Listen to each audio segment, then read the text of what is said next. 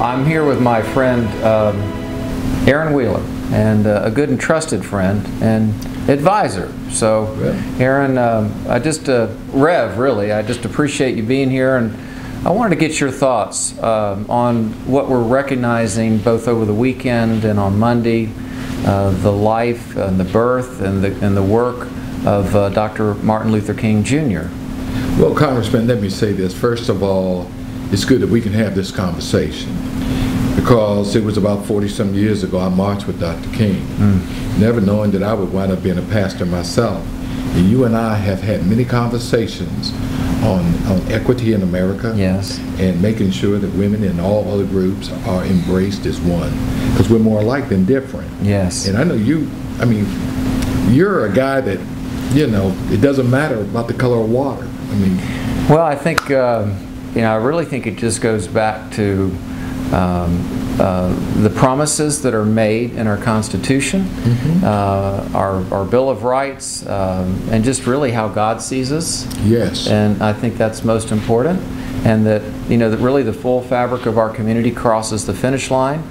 And I have that pencil sketch of Dr. King and others, good men that I admire, and I kind of lean on making tough decisions in my office. I have this pencil sketch of Dr. King because he was not afraid to stand alone and take a stand for what was right. Exactly.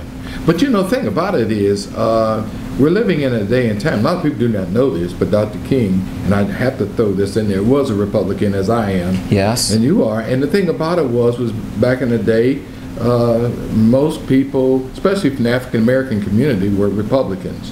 But today, everything's diverse. And I noticed that even with your team, it's quite diverse. So you're living the dream. Well, I've said, and even going back to our business that I had for so many years and still do, but I just think it's really important that it reflects our community. And I think you get the best folks that way, you get the best ideas that way. And our campaign reflected that at the time, and now our public service. I would just share with all of us who are watching today to take the time to pause, to reflect upon what this federal holiday is all about.